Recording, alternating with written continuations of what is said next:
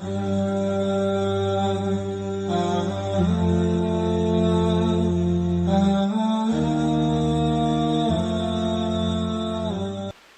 اور معزز بزرگوں، دوستوں، بھائیوں، نوجوانوں، ہم سب سے پہلے اللہ تبارک و تعالیٰ کا شکر ادا کرتے ہیں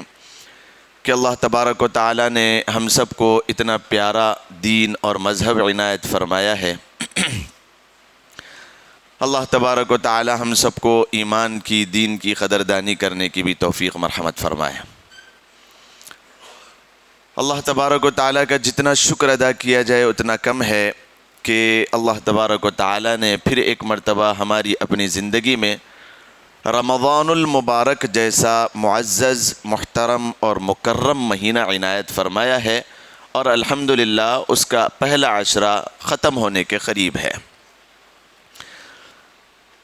رمضان المبارک خاص طور پر یہ جس طریقے سے پچھلے جمعے میں بھی بتایا گیا تھا کہ اللہ تبارک و تعالیٰ کی جانب سے ایک ٹریننگ پیریڈ ہوا کرتا ہے۔ اس میں ٹریننگ دی جاتی ہے مومن کو، مسلمان کو۔ کس بات کی ٹریننگ ہے؟ کہ وہ رمضان ختم ہوتے ہوتے ایک متقی، پرہیزگار بندہ بن جائے۔ ٹریننگ اس بات کی ہے کہ رمضان المبارک ختم ہوتے ہی ایک مسلمان مومن کی کیفیت اپنا لے، اور ایک مسلمان ایمان کی کیفیت کے ساتھ ساتھ متقی اور پرہیزگار بن جائے۔ اللہ کے نبی علیہ السلام نے اس مہینے کی آمد سے پہلے بالکل آخری موقع پر جو ارشاد فرمایا تھا اس چیز کو ہم دیکھیں، اور وہی چیز ہم رمضان میں کرتے ہیں جو ہمارے اپنے اس مقصد کو کامیاب کرنے کے لیے بہت کافی اور وافی ہے۔ اللہ کے رسول صلی اللہ علیہ وسلم شعبان المعظم کی آخری تواریخ میں یوں ارشاد فرمایا کرتے تھے کہ یا ایھا الناس قد اظلکم شہر عظیم، شہر مبارک فیہ لیلۃ القدر خیر من الف شہر وشہر الصبر وشہر المواسات۔ اللہ کے رسول صلی اللہ علیہ وسلم اس طریقے کے الفاظ او کما قال علیہ الصلاۃ والتسلیم ارشاد فرمایا کرتے تھے کہ اے لوگو، تمہارے اوپر ایک بہت ہی عظیم ترین مہینہ آنے والا ہے۔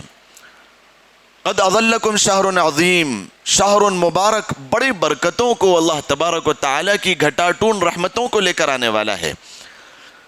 اس میں اللہ تبارک و تعالیٰ نے ایک رات تمہارے لیے رکھی ہے جو 1000 مہینوں سے زیادہ افضل ہے، اور یہ مہینہ صبر والا مہینہ ہے۔ یہ ہے جو اس مہینے میں خاص طور پر عمل کیا جانا چاہیے اور کرتے بھی ہیں ہم، شہر الصبر و شہر المواسات۔ یہ مہینہ صبر والا مہینہ ہے۔ اللہ کے رسول صلی اللہ علیہ وسلم نے فرمایا یہ رمضان المبارک کا مہینہ یہ غمخواری کا مہینہ ہے، یہ دوسروں کے ساتھ ہمدردی کا مہینہ ہے۔ اب اس میں ہم صبر کیسے کرتے ہیں اور یہ صبر ہمیں کدھر تک لے کے جانے والا ہے، اس چیز کو ہم غور کریں۔ اللہ کے رسول صلی اللہ علیہ وسلم نے جو ارشاد فرمایا اس کی ٹریننگ ہمیں اس مہینے میں دی جاتی ہے کہ ہم روزہ رہتے ہیں، بھوک بھی بڑی اچھی لگی ہے، پیاس بھی اچھی لگی ہے، لیکن ہم پیاس لگنے کے باوجود اگر پانی یا کوئی اور مشروب ہمارے سامنے رکھ دیا جائے، ہم اپنے نفس کو سمجھا دیتے ہیں کہ اسے پینا نہیں ہے، چاہے کتنی بھوک لگ جائے، کتنے ہی اچھے ڈشز ہمارے سامنے پیش کر دیے جائیں، یا پھر ہمیں ان کی جگہ معلوم ہو، ہم اپنے نفس کو سمجھا رہے ہوتے ہیں کہ صبر کرنا ہے، یہ چیز ابھی ہمیں نہیں کھانا ہے۔ کیوں نہیں کھانا ہے؟ اللہ تبارک و تعالیٰ کا ابھی حکم ہے، ابھی یہ حلال ہونے کے باوجود میرے لیے جائز نہیں ہے، درست نہیں ہے۔ لوگ سمجھتے ہیں صبر صرف اس چیز کو کہا جاتا ہے کہ کسی کے اوپر کوئی آفت، کوئی مصیبت، کوئی پریشانی، کوئی آسمانی سلطانی آلات آ جائے، مصیبتیں آ جائے اور اس کے اوپر اس کو تلقین کر دیا جائے اور وہ کوئی غمخواری اور کوئی جو ہے نا ڈھنڈورا نہ پیٹے، اس کو صرف صبر سمجھتے ہیں۔ حالانکہ اعلیٰ ترین صبر میں سے یہ بھی ایک چیز ہے کہ رمضان المبارک کے مہینے میں انسان کو پیاس لگ رہی ہو، انسان کو بھوک لگ رہی ہو اور اس کے سامنے پانی بھی ہو اور اس کے سامنے کھانا بھی ہو، لیکن وہ اپنے نفس کو سمجھا رہا ہے کہ صبر کرنا ہے، صبر کرنا ہے۔ قرآن کریم اسی کو آگے بیان کرتا ہے۔ یہ صبر انسان کو وہ منزل تک پہنچاتا ہے، سلام علیکم بما صبرتم۔ قرآن کریم فرما رہا ہے یہ جنت ہم نے تمہیں جو دیا ہے، جنت ہم نے جو دیا ہے تمہیں، جزاء بما صبرتم، جزاء بما صبرتم۔ قرآن کریم کی یہ دو آیتیں ہمیں بتاتی ہے یہ ہم نے جو تمہارے لیے جنت کے آٹھوں دروازے کھول دیے، اور جنت میں جانے کے بعد ایک سے اعلیٰ ایک نعمت ہے، تم صرف سوچنا ہے، اللہ تبارک و تعالیٰ تمہارے سامنے نعمتوں کے انبار لگا کر رکھ دے گا۔ تمہیں صرف دیکھنا ہے کسی پرندے کو کہ کتنی خوبصورتی کے ساتھ، کتنے اچھے ڈھنگ سلیقے کے ساتھ اور کتنا خوبصورت ہے یہ اڑ رہا ہے، اگر میری یہ غذا بن جاتا۔ صرف تمہیں سوچنا ہے۔ قرآن کریم فرما رہا ہے ان الذين قالوا ربنا الله ثم استقاموا تتنزل عليهم الملائكة الا تخافوا ولا تحزنوا وابشروا بالجنة التي كنتم توعدون۔ اور کیا ہوگا پھر وہاں پر اس جنت میں جو وعدہ کی ہوئی جنت اللہ تبارک و تعالیٰ نے تمہیں عنایت فرما دی ہے، نحن اولیاؤکم فی الحیات الدنیا وفی الآخرہ ولکم فیہا ما تشتہی انفسکم، ولکم فیہا ما تشتہی انفسکم۔ جو چیز کا تمہارے وہم و گمان سے بس خیال گزرے گا وہ چیز تمہارے لیے مہیا کر دی جائے گی، اور یہ صرف اور صرف وجہ اس لیے بن رہی ہے جزاء بما صبرتم، سلام علیکم بما صبرتم۔ جو تم نے میرے خاطر دنیا میں روزہ رکھا تھا، یا مصیبتوں پر، یا پھر اپنے نفس کی چاہتوں پر، یا پھر اپنے دل کی تمناؤں پر جو تم نے صبر کر لیا تھا، اس صبر کی بنا پر اللہ تبارک و تعالیٰ نے یہ ساری نعمتوں کے دہانوں کو تمہارے لیے کھول دیا ہے۔ تو بہرحال یہ رمضان المبارک جو ہمیں سکھا رہا ہے یہ ایک صبر کی ٹریننگ دی جا رہی ہے، اور صبر انسان کو ایسے مقام تک پہنچاتا ہے۔ اللہ تبارک و تعالیٰ جب جنت میں ساری نعمتوں کے دروازے انسان کے لیے کھول دیا ہوگا اور وہ بہت مست و مگن ہو گیا ہوگا، نعمتوں کے انبار میں وہ بہت مست ہو رہا ہوگا، اللہ تبارک و تعالیٰ اعلان کریں گے۔ پہلے تو جنت میں پہنچنا ہی ایک وقت درکار ہوتا ہے کہ اس کا جو پاؤپوش ہوتا ہے، علماء کرام نے، مفسرین نے اس کی تفصیل لکھی ہے، بس وہ پاؤپوش جس کو کہا جاتا ہے، جس کو پیر پوچھنے کا ایک جو ہے نا میٹرس کہا جاتا ہے، اس کو ہی دیکھ کے اتنا انسان خوش ہوگا اور وہ سمجھے گا کہ نعمتوں کی انتہا ہو گئی۔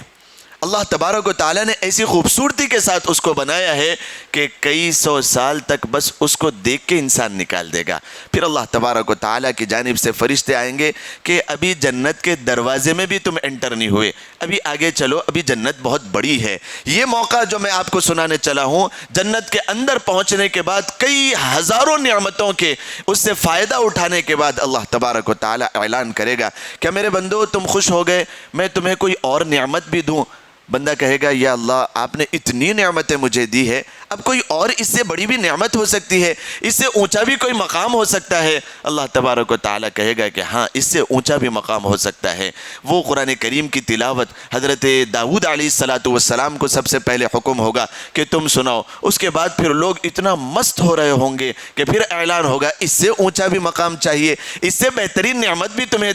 دینا ہے۔ تو بندے بہت پریشان ہوں گے کہ اس سے بڑی نعمت کون سی ہو سکتی ہے، ہر چیز تو ہمیں مل گئی۔ اس وقت حکم ہوگا کہ پیارے محمد احمد مجتبیٰ محمد مصطفیٰ صلی اللہ علیہ وسلم جس کے اوپر قرآن نازل ہوا، آپ قرآن کریم کی تلاوت کر کے سنائیں۔ آپ علیہ السلام اپنے پیارے لہجے میں، اپنے پیاری انداز میں اور اپنی پیاری آواز میں، بہترین انداز میں جب قرآن کریم کی تلاوت کریں گے، لوگوں کے اوپر غشی طاری ہو جائے گی۔ صرف انسانیت نہیں بلکہ حور و ملائک بھی مست و مگن ہو رہے ہوں گے، اللہ کا عرش بھی جھوم رہا ہوگا وہ قرآن کریم کی پیاری آواز میں تلاوت کلام پاک کو سن کر۔ پھر اللہ کے نبی اللہ تبارک و تعالیٰ کہیں گے کہ میرے بندو میں تمہیں اس سے اونچا بھی دکھاؤں، اس سے بڑی نعمت بھی دوں؟ یا اللہ اس سے بڑی نعمت بھی کوئی ہو سکتی ہے؟ خود جس کا کلام ہے، کلام اللہ شریف، اللہ تبارک و تعالیٰ کا کلام خود اللہ تبارک و تعالیٰ پڑھ کر سنائیں گے، یہ تو انسانیت کی معراج ہو جائے گی۔ اس سے بڑی پھر انسان سمجھے گا کہ کوئی نعمت نہیں ہوگی۔ اس کے بعد بھی اللہ تبارک و تعالیٰ اعلان کریں گے کہ میرے بندو میں تمہیں اس سے اونچا بھی مقام دوں، اس سے اوپر بھی میں تمہیں بلاؤں، اور اس سے اچھی نعمت بھی تمہیں دوں۔ یا اللہ اس سے اچھی نعمت کیا ہو سکتی ہے؟ قرآن کریم میں اللہ تبارک و تعالیٰ فرماتے ہیں، جس کی تفسیر اللہ کے نبی علیہ السلام نے فرمایا، اللہ تبارک و تعالیٰ کہیں گے کہ میں تمہیں میرا اپنا دیدار کرانا چاہتا ہوں، اور اس وقت اللہ تبارک و تعالیٰ کہیں گے مبارک علیکم بما صبرتم، کہ ان لوگوں کے لیے بہت بڑی مبارکبادی ہے جو دنیا میں رہتے ہوئے صبر کرتے تھے۔ اور وہاں پر اللہ تبارک و تعالیٰ صبر کرنے والوں کو خوشخبری دے کر پوری کی پوری کائنات کے جتنے لوگ جنت میں ہوں گے ان میں سب سے پہلا دیدار ان لوگوں کو کرائیں گے جو دنیا میں زیادہ صبر کرتے تھے۔ صبر کرنے والوں کے لیے سب سے پہلے پردہ ہٹایا جائے گا کہ تم نے دنیا میں میرے لیے صبر کیا۔ رمضان المبارک کا مہینہ چل رہا تھا، دل چاہتا تھا کہ بھوک لگ رہی ہے کچھ کھا لوں، لیکن تم نے منع کر دیا کہ میں صبر کرنا چاہتا ہوں اللہ تبارک و تعالیٰ کی خاطر، اللہ کی رضا کی خاطر۔ پیاس لگ رہی تھی، کانٹے چبھ رہے تھے تمہارے گلوں میں، لیکن تم نے اس بات کے اوپر اپنے نفس کو سمجھا دیا کہ نہیں میں روزہ ہوں اور میں یہ ٹریننگ حاصل کرنا چاہتا ہوں، زندگی بھر میں اس طریقے سے گزاروں کہ میں اپنے نفس کو سمجھاتا رہوں۔ پھر تمہارے لیے کچھ ایسی تصاویر بھی تمہارے سامنے آیا کرتی تھی، لیکن تم ان کو بھی اپنے نفس کو سمجھا دیتے تھے کہ میرا نفس تو یہ چاہ رہا ہے کہ میں ایسی تصاویر کو دیکھ کر اپنے نفس کو کچھ گرماہٹ میں پیدا کروں اور کچھ لطف اٹھاؤں، اور کچھ لوگوں کو، کچھ عورتوں کو دیکھ کر میں اپنے نفس کو ٹھنڈا کروں، لیکن میں یہ مزے اور لطف لینے کے بجائے اپنے نفس کو سمجھاتا رہا، صبر کی تلقین کر رہا کہ اللہ تبارک و تعالیٰ اس کا انعام مجھے دیں گے۔ میں رمضان المبارک کے، رمضان الکریم کے مہینے میں روزہ رکھے ہوئے حالت میں ہوں، میں ایسی چیزوں کو نہیں دیکھ سکتا۔ پھر تمہارے لیے کئی اور گناہوں کے راستے ہموار ہوئے تھے، لیکن تم نے اپنے نفس کو صبر کرنا سکھایا تھا۔ یہی وہ صبر ہے جس کی وجہ سے اللہ تبارک و تعالیٰ نے تمہیں آج وہ مقام دیا ہے کہ اللہ تبارک و تعالیٰ ساری کی ساری نعمتوں کے دہانوں کو کھول دیں گے اور پھر اعلان کریں گے سلام علیکم بما صبرتم فنعم عقبى الدار۔ یہ جو آخری انجام تمہیں ملا ہے جنت کا، یہ ایسے ہی نہیں ملا، جنت میں تمہارے اپنے نفس کو صبر آمیز کرنے پر، صبر کرنے کی وجہ سے ملا ہے۔ تو بہرحال یہ ٹریننگ کا پیریڈ ہے۔ جب ہم حلال چیزوں کو رمضان المبارک میں چھوڑ دیتے ہیں، اللہ تبارک و تعالیٰ کی چاہت اور اللہ تبارک و تعالیٰ کا منشا یہ ہے کہ رمضان المبارک کے بعد بھی ایک انسان ایسے تیار ہو جائے جیسے کوئی متقی اور پرہیزگار اور اللہ تبارک و تعالیٰ کا ایک نیک بندہ اور اللہ کا ولی بن کے یہ رمضان المبارک گزر جائے، اور یہی اصل مقصد رمضان المبارک کا ہے۔ بہرحال یہ موقع بھی آئیں گے کہ نفس کو اپنے آرام پہنچاؤ۔ نفس یہ چاہتا ہے کہ میں آرام کروں اور مجھے ایک لطف ملے۔ تراویح میں ٹھہرنا یہ ایک آسان بات نہیں ہوتی۔ 20 رکعت تک تراویح میں ٹھہرنا لوگوں کو دیکھا گیا شروع ایام میں رمضان المبارک کے کہ ساری مساجدوں کا یہ حال تھا کہ خوب سے خوب تر باہر تک ابل رہی تھی مسجدیں۔ یہ بھی تو مسلمان ہی تھے کہ کوئی مسجد ایسی نہیں تھی جس میں لوگ صفوں کے باہر اور مسجد کے باہر تک نظر آ رہے تھے، لیکن جہاں کہیں رمضان المبارک کے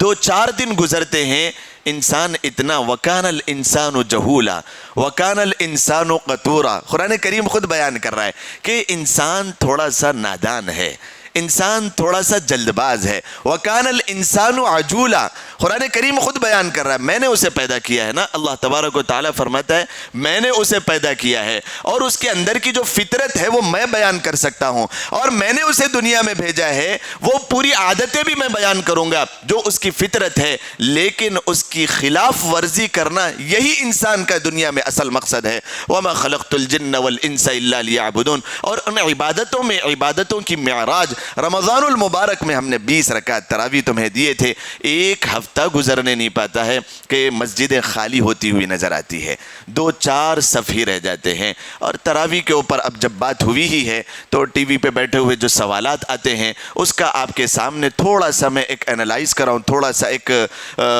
کیا چل رہا ہے، ایک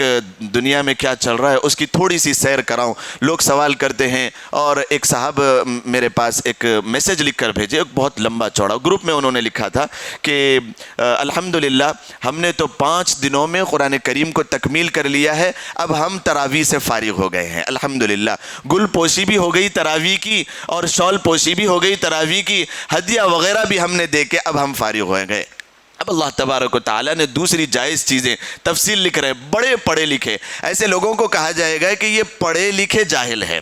یہ پڑھے لکھے ان پڑھ ہے بیچارے، کہ انہوں نے کہا کہ تراویح کی گل پوشی بھی ہو گئی اور اس تراویح کے اوپر شال پوشی بھی ہو گئی، اب ہم اپنے کام کے لیے فارغ ہے، قرآن کریم کی تکمیل ہم نے کر لی ہے۔ تو انہوں نے اس کے اندر بڑی خوشی کا اظہار کیا، اور اس سے ایک طبقہ تھوڑا سا اور آگے بھی چلا ہوا ہے، تھوڑا سا اور آگے یہ چلا ہوا ہے کہ بعض لوگ 6 پاروں کی تراویح پڑھ کے اپنے آپ کو فارغ کر لیتے ہیں 5 دن میں، بعض لوگ تھوڑا سا آگے بڑھ کے 5 پاروں کی تراویح پڑھ کے ختم کر لیتے ہیں، بعض ان سے زیادہ ہوشیار بھی اس زمانے میں ہیں، وہ سوچتے ہیں کہ یہ 5 دن اور 6 دن اور 8 دن اور 10 دن کا کیا ہے، ہم تو بس آخری راتوں میں جو شب قدر کی ہوگی یا پھر اس کے بعد والی جو راتیں ہوگی، ایک ہی رات میں پورا شبینہ ہم کر لیں گے، پورے قرآن کریم کا تکمیل ہم کر لیں گے۔ یہ تراویح وراویح روزانہ پڑھنے والے تو بہت پرانے لوگ ہیں، بہت پرانے دین اور مذہب کے اوپر عمل کر رہے ہیں، ہم ایک ہی رات میں پورے قرآن کریم کو سن لیں گے اور پھر ختم کر لیں گے، تراویح بھی ختم اور قرآن کریم کا بھی تکمیل ہو جائے گا۔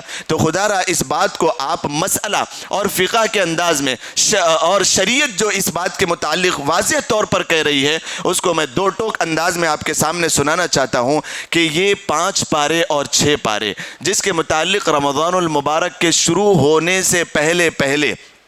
علماء کرام اور مفتیان کرام کے ٹیبل پر ایک ہی بات چل رہی تھی، کم از کم رمضان المبارک کے شروع ہونے سے 2 مہینے پہلے، کہ حضرت عمر فاروق امیر المؤمنین رضی اللہ تعالیٰ عنہ نے جو یکجا کیا تھا لوگوں کو اپنے دور میں اللہ کے حبیب علیہ السلام کی منشا اور تمنا کے مطابق کہ اللہ نے تم سے کام لینا ہے، عمر ذرا پیچھے ہٹ جاؤ، یہ بدر میں تمہیں ابھی نہیں جانا ہے صف آرائی کرنے کے لیے۔ حضرت عمر فاروق رضی اللہ تعالیٰ عنہ نے فرمایا تھا کہ اللہ کے رسول اضرب عنقہ، آپ مجھے حکم دیجئے کہ یہ صفوں میں گھس جاؤں اور کئی لوگوں کو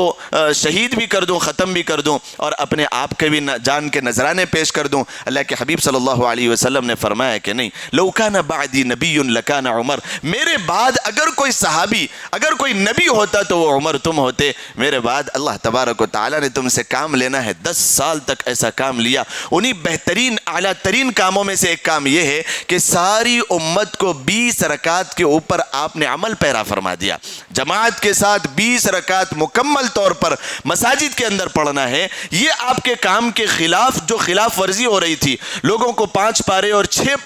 پارے پڑھوا کے، جو کہ ایک قرآن کریم کا تکمیل کرنا سنت ہے، لیکن آپ رضی اللہ تعالیٰ عنہ نے خاص طور پر یہ ارشاد فرمایا تھا کہ 30 دن میں روزانہ ایک پارے کے حساب سے مکمل قرآن کریم پورے رمضان میں تکمیل ہو، تاکہ امت کا کوئی ایک فرد جس سے 1 رکعت تراویح بھی نہ چھوٹے، اس کی خلاف ورزی ہو رہی ہے۔ اور ایک قرآن سننے کے بعد لوگوں کا ایک ذہن بن گیا ہے کہ ہم تراویح سے بھی فارغ ہو گئے ہیں، اس کا ذہن آپ پہلے ہی سے خلاف ورزی کرتے تھے کہ مکمل طور پر قرآن کریم کی تلاوت بھی ہونا ہے اور ہر دن 20 رکعت تراویح ہونا ہے، تو لوگوں نے 5 پارے 6 پارے شروع کرے۔ حالانکہ جائز ہے، حالانکہ درست ہے، اس قاری کے لیے اور اس حافظ قرآن کے لیے، اس عالم دین کے لیے اور اس امام کے لیے جو تجوید کے ساتھ ٹھہر کر 5 پارے بھی اگر پڑھا رہا ہو درست ہے، اور ان کے پیچھے ایسے ہی مصلی ہو جو ایک قرآن پڑھنے کے بعد پھر سے 20 رکعت پڑھ رہے ہوں، وہ ایسا نہ سمجھے کہ تراویح کی بھی گل پوشی ہو گئی اور تلاویح کی بھی شال پوشی ہو گئی، اب ہم تراویح سے فارغ ہو گئے، چلو اب اپنے بازار کی طرف، اپنے مارکیٹ اور اپنی تجارت، اپنے بزنس کی طرف۔ اللہ تبارک و تعالیٰ نے ایک بہترین موقع ہمیں عنایت فرمایا ہے۔ ایک سجدہ جسے تو گرا سمجھتا ہے 1000 سجدوں سے دیتا ہے آدمی کو نجات۔ امام ربانی مجدد الفسانی رحمۃ اللہ علیہ فرمایا کرتے تھے کہ ایک سجدے کے ذریعے جو انسان اللہ تبارک و تعالیٰ کا قرب حاصل کرتا ہے، انسان کو اللہ تبارک و تعالیٰ کی قربت ملتی ہے، رمضان المبارک میں عشاء کی نماز کے بعد 20 رکعت یعنی 40 مرتبہ اللہ تبارک و تعالیٰ کے قریب ہونے کا ایک بندے کو موقع ملتا ہے۔ ایسے سنہرے موقع کو ضائع نہیں جانے دینا چاہیے۔ تو سوال یہ تھا کہ کیا ہمارا قرآن کریم 5 پارے یا پھر 6 پارے سننے کے بعد کیا ہمارے لیے تراویح معاف ہو جاتی ہے؟ مستقل طور پر حق سمجھ کر اگر کوئی تراویح کو چھوڑے تو وہ تو گنہگار ہوتا ہے، کیونکہ یہ سنت مؤکدہ علی الکفایہ ہے۔ اللہ کے نبی علیہ الصلوۃ نے واضح طور پر فرمایا حق سمجھ کر اس سنت کو کوئی چھوڑے تو گنہگار ہوگا، حقیر سمجھ کر اگر اس سنت کو کوئی چھوڑتا ہے تو وہ کافر اور مشرک ہو جاتا ہے، اسلام سے اس کا کوئی تعلق باقی نہیں رہتا۔ یہ علماء کرام کا فتویٰ ہے، حقیر سمجھ کر یعنی تراویح ہے، سنتی تو ہے دیکھا جائیں گا، سنتی تو ہے دیکھا جائیں گا، ہم نے قرآن کریم کو مکمل کر لیا ہے نا رمضان میں، اور پھر یہ سمجھ کر حقیر سمجھ کر اگر کوئی بندہ تراویح کو چھوڑتا ہے تو واقعتاً میں آپ کے سامنے فتویٰ بتا رہا ہوں کہ کلمہ پڑھنے کی اس شخص کو ضرورت ہے۔ تو بہرحال جو یہ 4 رکعت یا 8 رکعت پڑھ کے بعض لوگ چلے جاتے ہیں، ان کے لیے بھی اللہ کے نبی علیہ الصلوۃ نے 3 دن تک جماعت کرائی تھی، 20 رکعت، بخاری شریف کی روایت ہے۔ اللہ کے نبی علیہ الصلوۃ نے 3 دن تک جماعت کرائی، چوتھے دن آپ مسجد نبوی میں نہیں آئے، صحابہ کرام رضوان اللہ تعالی علیہ میں انتظار کرتے رہے، اپنی نوافل پڑھتے رہے، ذکر و اذکار قرآن کریم کی تلاوت، اور انتظار کرتے رہے کہ اللہ کے نبی علیہ الصلوۃ آئیں گے اور پھر آج بھی 20 رکعت تراویح پڑھائیں گے۔ اللہ کے نبی علیہ الصلوۃ باہر نہیں نکلے، جب فجر کی نماز میں آپ آئے تو آپ نے فرمایا کہ میرے صحابہ میں جانتا تھا کہ تم انتظار کرو گے اور میری چاہت یہی تھی کہ تم نوافل وغیرہ کی کثرت کرتے رہنا، اگر میں آج کے دن بھی تمہیں 20 رکعت کی تراویح جماعت کے ساتھ پڑھا دیتا تو وحی کا نزول ابھی جاری ہے، اللہ تبارک و تعالی وحی نازل فرماتے اور یہ 20 رکعت تراویح تمہارے لیے فرض ہو جاتی، پھر اس کے بعد تمہارے لیے مشکل ہو جاتی۔ آپ علیہ الصلوۃ نے کیا فرمایا کہ وحی کا نزول ابھی جاری ہے، احکامات خداوندی کا سلسلہ ابھی جاری ہے، اللہ تبارک و تعالی وہی نازل فرماتے اور تمہارے لیے یہ 20 رکعت فرض ہو جاتے، پھر تمہارے لیے پڑھنا مشکل ہو جاتا۔ با جماعت 20 رکعت تراویح پڑھنا تمہارے لیے فرض ہو جاتا تو فرض کے بغیر تو پھر چارے کار نہیں رہتا، مشکل ہو جاتی۔ اسی لیے اللہ کے نبی علیہ الصلوۃ جماعت کے ساتھ نہیں پڑھاتے تھے، 3 دن تک جماعت کے ساتھ پڑھائے۔ بخاری شریف کی روایت ہے، اللہ کے نبی علیہ الصلوۃ کے متعلق امی جان حضرت عائشہ صدیقہ رضی اللہ تعالیٰ عنہ فرماتی ہے کہ میں تھی اور حضرت عبداللہ ابن عباس تھے اور آپ کی ایک باندی حضرت بریرہ رضی اللہ تعالیٰ عنہ تھی۔ اللہ کے نبی علیہ الصلوۃ 5ویں یا 6ویں دن ہمیں تراویح گھر میں پڑھانے لگے جماعت کے ساتھ، مسجد میں نہیں گئے کہ وہی نازل ہو جائے گی اور پھر فرض ہو جائے گی، جماعت کے ساتھ آپ نے 20 رکعت پڑھائی۔ حضرت عمر فاروق رضی اللہ تعالیٰ عنہ نے اپنے دور خلافت میں اس بات کو اٹھایا۔ صحابہ کرام ایک مرتبہ آپ مسجد میں داخل ہوئے تو دیکھا ٹکڑیوں میں بٹے ہوئے، کچھ یہاں پر نماز پڑھ رہے ہیں، کچھ وہاں پر پڑھ رہے ہیں، کچھ وہاں پر پڑھ رہے ہیں۔ حضرت عمر فاروق رضی اللہ تعالیٰ عنہ نے سب کو جمع کیا اور وعظ کیا اور فرمایا کہ رمضان المبارک کا یہ مقدس ترین مہینہ ہے، اب ہم جماعت کے ساتھ 20 رکعت ایک امام کے پیچھے پورا قرآن سنیں گے اور 20 رکعت 30 دن تک پڑھیں گے۔ صحابہ کرام رضوان اللہ تعالی علیہ مجمعین نے حضرت عبداللہ ابن کعب رضی اللہ تعالی عنہ ہے، آپ فرماتے ہیں کہ امیر المؤمنین حضرت عمر فاروق رضی اللہ تعالی عنہ اللہ کے نبی علیہ الصلوۃ نے جماعت سے منع فرمایا تھا کہ 20 رکعت تراویح کی جماعت کے ساتھ نماز اکیلے پڑھ لو، تو اس کے بعد کیا فرمایا تھا؟ حضرت عمر فاروق رضی اللہ تعالی عنہ کا سوال تھا کہ کیا میں بھی اس میں موجود تھا؟ تو صحابہ کرام فرماتے ہیں کہ ہاں امیر المؤمنین آپ بھی اس محفل میں موجود تھے۔ کیا فرمایا تھا اللہ کے رسول نے؟ اللہ کے رسول صلی اللہ علیہ وسلم نے فرمایا تھا کہ ابھی وحی کا سلسلہ جاری ہے، اگر میں چوتھے دن بھی جماعت کے ساتھ نماز پڑھا دوں اللہ تبارک و تعالیٰ تمہارے اوپر فرض کر دے گا اور فرض کو ادا کرنا ابھی مشکل ہوگا، میں ابھی تمہارے درمیان موجود ہوں۔ اور یہ 2 چیزیں جو اللہ کے رسول علیہ الصلوۃ نے فرمائے تھے وہ دونوں چیزیں آج نہیں ہیں، ختم نبوت کی مہر لگ گئی، اب اللہ کے نبی علیہ الصلوۃ वस्सलाम मौजूद नहीं है, अब यहाँ पर कोई वही का नुज़ूल होने वाला नहीं है, अब कहाँ से 20 रकात जमात के साथ पढ़ने पर वो फ़र्ज़ होने वाली है। तो अल्लाह के नबी अलैहिस्सलातु वस्सलाम का मंशा था, चाहत थी कि जमात के साथ 20 रकात पढ़ें, लेकिन एक इस्तिरारी कैफियत के अल्लाह तबारक व तआला फ़र्ज़ कर देंगे, इस वजह से अल्लाह के नबी अलैहिस्सलातु वस्सलाम ने फरमाया था कि अभी जमात से नहीं पढ़ना, जब मैं इस दुनिया से चला जाऊँ अल्लाह की रहमत में, और जब वही का नुज़ूल बंद हो जाए फिर तुम जमात से पढ़ते रहना। और उसी को अपनाते हुए हरम शरीफ में और दोनों हरमैन में तारीख में कहीं पर लिखा हुआ नहीं है कि कभी किसी ज़िंदगी के किसी हिस्से में 4 रकात तरावी हुई हो, या 8 रकात तरावी हुई हो, या फिर 12 रकात तरावी हुई हो, या 16 रकात तरावी हुई हो। ये तरावीह की नमाज मुकम्मल उस दौर से आज तक 20 रकात चलती हुई आ रही है। हज़रत अबू बकर सिद्दीक़ रज़ियल्लाहु ताला अन्हु के दौर में 20 रकात तरावी, हज़रत उमर फ़ारूक़ रज़ियल्लाहु ताला अन्हु के दौर में 20 रकात तरावी, हज़रत उस्मान गनी रज़ियल्लाहु ताला अन्हु के दौर में 20 रकात तरावी, हज़रत अली उल मुर्तज़ा रज़ियल्लाहु ताला अन्हु के दौर में 20 रकात तरावी, और उसके बाद फिर ताबईन, तबे ताबईन और औलिया अल्लाह असलाफ सारों के नज़दीक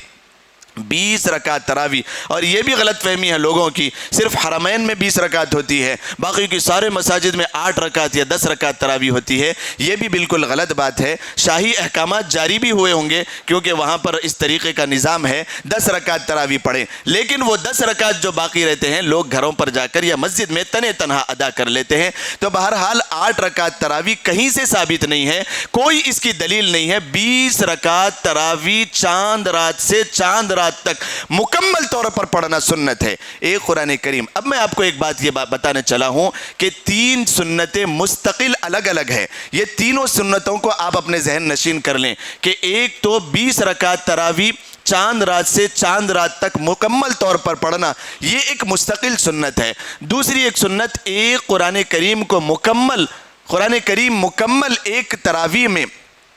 चांद रात से चांद रात तक एक कुरान तरावी में मुकम्मल तौर पर सुनना, ये एक मुस्तकिल सुन्नत है। और तीसरी सुन्नत, रमज़ानुल मुबारक में एक कुरान करीम देख कर पढ़ना, ये एक मुस्तकिल सुन्नत है। बाज़ लोगों ने एक सुन्नत के ऊपर अमल कर लिया। वो एक सुन्नत ये है कि रमज़ान में तरावी में एक कुरान सुन लेना, फिर हम फारिग हो जाते हैं। तो ये दूसरी मुस्तकिल सुन्नत जो है, जो 12 रकात मुकम्मल तौर पर। एक साहब ने सवाल किया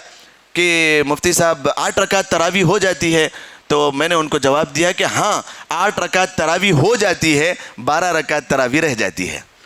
12 रकात जो रह गई, वो 12 रकात अगर बिलफर्ज किसी मुश्किल, किसी परेशानी, किसी जो है ना मजबूरी की वजह से आप अगर छोड़ते हैं, ज़रूरत इस बात की है कि आप अकेले तने तनहा जहाँ कहीं हो वहीं पर मुसल्ला लगाएं। घर में अगर आप पहुँच जाते हो वक्त से पहले, तो फिर आप घर में मुसल्ला बिछाएं, वो 12 रकात की तकमील करें। 10 रकात अगर आप पढ़ लिए, 10 रकात छूट गए, वो 10 रकात आप अपने घर में पढ़ लें, अलम तरह से पढ़ लें, कोई ज़रूरी नहीं है। क़ियामुल लैल 8 रकात अलग से है। अल्लाह के नबी अलैहिस्सलातु वस्सलाम के मुतालिक अम्मी जान हज़रत आयशा सिद्दीक़ा रज़ियल्लाहु ताला अन्हा फरमाती है कि अल्लाह के रसूल सल्लल्लाहु अलैहि वसल्लम 8 रकात तहज्जुद की नमाज़ पढ़ा करते थे। तहज्जुद की फजीलत तो मैंने आपके सामने बयान की थी। तो बहरहाल ये रमज़ानुल मुबारक के महीने में जो अज़ीम शान नेमतें अल्लाह तबारक व तआला की जानिब से मिली है, वो दिन में रोज़ा रखना, कुरान करीम की तिलावत करना और रात की तरावी है। और जहाँ पर रमज़ान का तज़किरा है, जहाँ पर कुरान का तज़किरा है, वहाँ पर कुरान करीम फरमाता है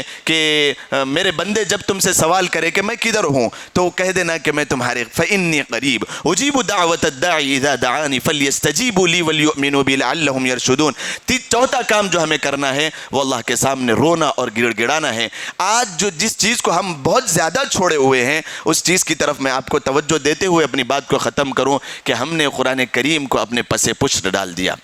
अल्लाह के नबी अलैहिस्सलातु वस्सलाम फरमाया करते थे कि मेरी उम्मत, अगर तुम्हारे ऊपर ऐसा दौर आ जाए जो पुरफितन हो, चारों तरफ से फितनों के तुम्हारे ऊपर अंबार हो, तो तुम सिर्फ 2 चीज़ों को अपनाए रखना, 2 चीज़ों को मजबूती के साथ पकड़े रखना। जब तक तुम इन 2 चीज़ों का दामन थामे रहोगे, उस वक्त तक तुम राह रात से भटक नहीं सकते, और ये फितनों के अंबार तुम्हारा ज़रा बराबर कोई बिगाड़ नहीं कर सकते। उन 2 चीज़ों में सबसे पहली चीज़ कलामुल्लाह शरीफ है। اللہ تبارک و تعالیٰ کا کلام، اور دوسری چیز اللہ تبارک و تعالیٰ کے سامنے رونا دھونا اور اللہ تبارک و تعالیٰ کے سامنے آہوزاری کرنا، ان دو چیزوں کو ہم نے اپنے پسے پش ڈال دیا۔ میرے بھائیوں، اس بات کی ضرورت ہے کہ ہم رمضان المبارک میں کسی حال سحر کرنے کے لیے اٹھتے ہیں، وہ موقع ایسا ہوتا ہے اللہ تبارک و تعالیٰ پہلے آسمان پر آ کے اپنی ضروریات کے متعلق بندوں کو سوال کرنے پر اکساتے ہیں کہ میرے بندو حل من مستغفر یغفر لہ، حل من عافیت، کہ کس کو استغفار، کس کو مغفرت چاہیے، وہ استغفار کا سوال تو کرو، میں تمہارے معاف کرنے کے لیے پہلے آسمان پر آیا بیٹھا ہوں۔ کون عافیت چاہتے ہیں؟ اللہ کے نبی علیہ السلام فرماتے ہیں جس شخص کو عافیت مل گئی اس شخص کو سب کچھ مل گیا۔ امی جان حضرت عائشہ صدیقہ رضی اللہ تعالی عنہا فرماتی ہیں کہ اللہ کے رسول صلی اللہ علیہ وسلم بالفرض اگر مجھے شب قدر مل جاتی ہے تو وہ کون سی ایسی میں ایک دعا کروں جس کی وجہ سے ساری زندگی اور ساری آخرت میرے لیے میرے پاؤں چھوئے اور کامیابی مجھے حاصل ہو جائے۔ اللہ کے نبی علیہ السلام نے فرمایا اے عائشہ تم یہ دعا کر لینا، اللہم انک عفو کریم تحب العفو فاعف عنا یا کریم۔ یہ ایک بہترین دعا ہے۔ اللہ تبارک و تعالیٰ ندا لگا رہے ہیں کہ میرے بندو کون ہے جو عافیت کا سوال کرنے والے ہیں؟ میں پہلے آسمان پر بیٹھ کر تمہارا انتظار کر رہا ہوں، میں خدا رب پروردگار، میں ساری کائنات کا بنانے والا، میں تمہارے پاس سامنے آ کر بیٹھا ہوا ہوں اور تم غفلت کے ساتھ اٹھ کے سحری کرنے کے لیے چلے جاتے ہو۔ میرے سامنے آؤ تو صحیح، 2 رکعت پڑھو تو صحیح، 2 آنسو بہاؤ تو صحیح، پھر تم دیکھو یہ ایک سجدہ، جس شاعر نے جس کو کہا ہے جسے تم گرا سمجھتے ہو 1000 سجدوں سے دیتا ہے آدمی کو نجات۔ انسان یہاں پر 2 رکعت اور 2 سجدے اور 1 سجدہ چھوڑ کر جو پھر چلا جاتا ہے اپنے کاروبار میں، وہاں پر اتنے اس کو سجدے کرنے پڑتے ہیں۔ سجدے کا مطلب یہ ہے کہ منت سماجت کرنا پڑ رہا ہے، محنتیں کرنا پڑ رہا ہے، وہ مال اور دولت کی پوجا کرنا پڑ رہا ہے، ہر چیز وقت بھی لگانا پڑ رہا ہے، یہ ایک سجدہ ہے، اپنی محنت بھی کرنا پڑ رہا ہے، یہ ایک سجدہ ہے، لوگوں کے سامنے مانگنا بھی پڑ رہا ہے اور اس کو چکانا بھی پڑ رہا ہے، چکانے والوں کو بھی بات کرنا پڑ رہا ہے کہ میرا نظام کیسے چلے گا، پھر میں بھی تو کمانے کے لیے بیٹھا ہوں۔ یہ سارے کے سارے سجدے 1000 سجدوں سے دیتا ہے آدمی کو نجات۔ اللہ تبارک و تعالی نجات دے دیتے ہیں اگر کوئی ڈھنگ کے اور سلیقے کے ساتھ اللہ تبارک و تعالی کے سامنے جھک جائے۔ تو بہرحال یہ رمضان المبارک کو ہم ایسی ہی جانے نہ دیں۔ رمضان المبارک میں جو 4 کام آپ کو بتائے گئے ہیں توجہ کے ساتھ کرنے کی کوشش کریں۔ سب سے پہلی چیز، ہم رمضان المبارک کے جو روزے ہیں بڑے اہتمام کے ساتھ رکھیں، بڑے ہی اہتمام کے ساتھ رکھیں۔ صرف اپنے پیٹ کا روزہ نہ رکھیں، خدا را آنکھوں کا بھی ایک روزہ ہے، کان کا بھی روزہ ہے، زبان کا بھی روزہ ہے، دماغ کا بھی روزہ ہے، ہاتھوں کا بھی روزہ ہے اور پیر کا بھی روزہ ہے۔ یہ سارے کے سارے اپنے ذہن نشین کریں اور مکمل طور پر پورے سر کے بال سے لے کر پیر کے ناخن تک مکمل اپنے آپ کو روزے میں ڈھالے۔ اور دوسری چیز، اہتمام کے ساتھ روزے کے ساتھ ساتھ قرآن کریم کی تلاوت کو ہم ذرا برابر لائٹ نہ لیں، ہم اس کو نہ ڈالیں پسے پشت۔ یہ فتنوں کا دور ہے، قرآن کریم کو ہم باضابطہ مکمل طور پر قرآن کریم کی تلاوت، کوئی ایک آدمی کا 1 پارہ نہ ہو تو دن گزرنا نہیں چاہیے، دن گزرنا نہیں چاہیے، 1 پارہ کم از کم اپنے دن کے گزرنے سے پہلے آپ تکمیل کر لیں۔ تیسری چیز، تہجد کی نماز آپ پڑھنا بالکل آپ اس کو نہ چھوڑیں۔ اور چوتھی چیز، اللہ تبارک و تعالیٰ کے سامنے تہجد کے بعد یا پھر اوابین کے بعد ہر 5 وقت کی نماز کے بعد ہم دعائیں کرنا نہ چھوڑیں، دعائیں ہم ضرور کرتے رہیں۔ اس کے بعد جو 5ویں چیز ہے، تراویح کا ہم اہتمام کر لیں، تراویح کا اہتمام کر لیں۔ اللہ تبارک و تعالیٰ پھر اعلان کرے گا کہ جن لوگوں نے، عید کے دن یہ اعلان ہوتا ہے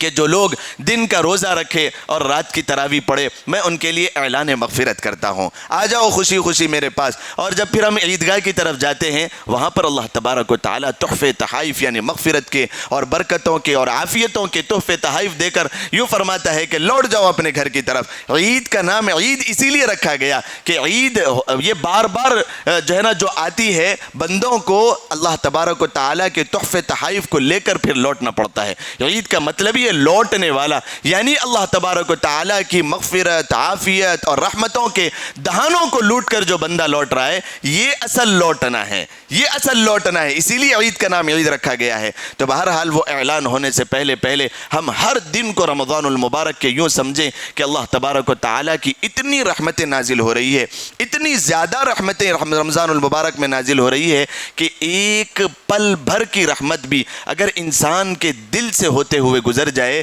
تو وہ اس زمانے کا سب سے بڑا اللہ کا ولی بن جاتا ہے۔ اتنی رحمتیں اللہ تبارک و تعالیٰ کی رمضان میں اترتی ہے. علماء اکرام نے لکھا ہے اتنی رحمتیں کہ ایک پل بھر کی رحمت بھی، پل بھر بھی اللہ کی طرف ایک انسان عجز کے ساتھ اور